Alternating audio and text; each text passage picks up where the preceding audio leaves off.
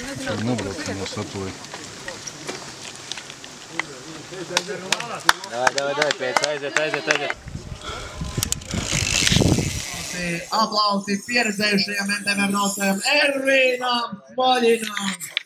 Ervīns Smoļins izcīna 7. vietu Latvijas čempionātā. Kamēr DPA sportists Matīs Brēmans aizvada 2 pasaules kausa posmus pāri okeānam, otrs komandas DPA sportists Pēters Janevits tepat mājās atkopjās pēc traumas un gatavojās pasaules čempionātam MTB XTO, kas notiks septembra 1. nedēļā Norvēģijā. Iesim iekšā, apskatīsimies, ko viņš dara. Sveiki, labdien! Ivo, šeit viss notiksies, jā?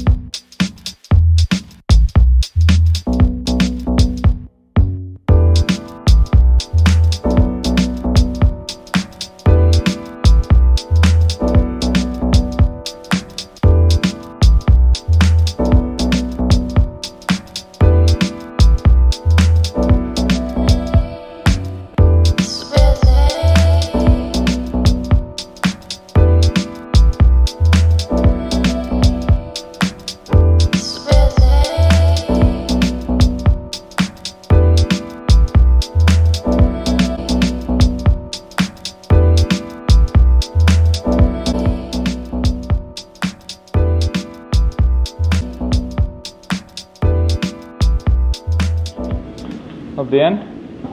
Meklēju Pēteru Janevits DPA saikliņu, kuras viņu varētu atrast. Super, paldies!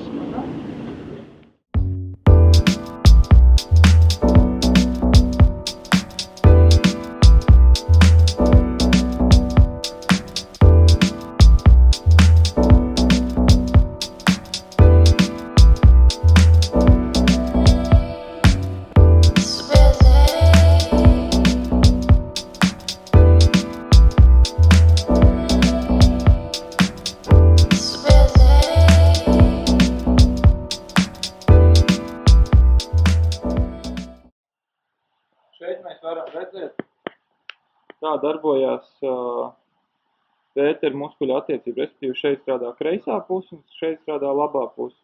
Un šeit apakšā procentuāli mēs varam redzēt izmaiņas un muskuļu tonus. Šī gadījumā tā ir augšējā daļa, muskuļu apakšējā daļa.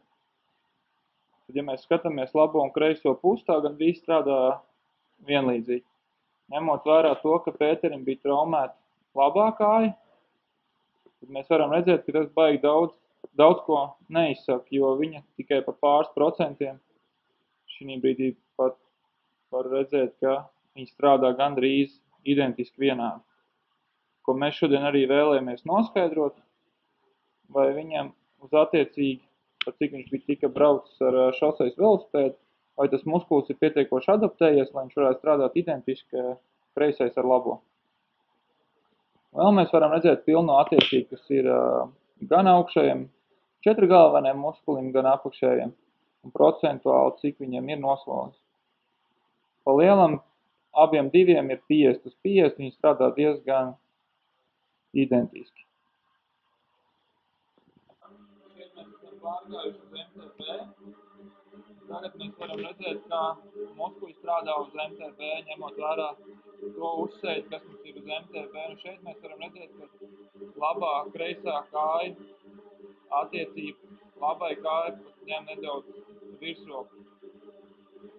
Kas attiecās procentuāli, tad labā ir sev diezgan labi jau atrādājusi un strādā nelielu procentuāli lielāku koeficientu nekā kreisā.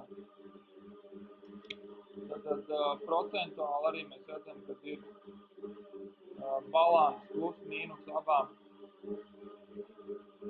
ar nelielām izmaiņām. Viņās paskatīsimies, ko dara augš strādā vai mazāk nekā apakš. Šeit mēs varam redzēt, ka tonus vairāk ir uz apakšējo muskuļu daļu nekā uz augšējo. Un šeit ir attiecība kreisajai un labajai kājai procentuāli. Ņemot vērā to, ka visu laiku arī plus mīnus ir 1,49.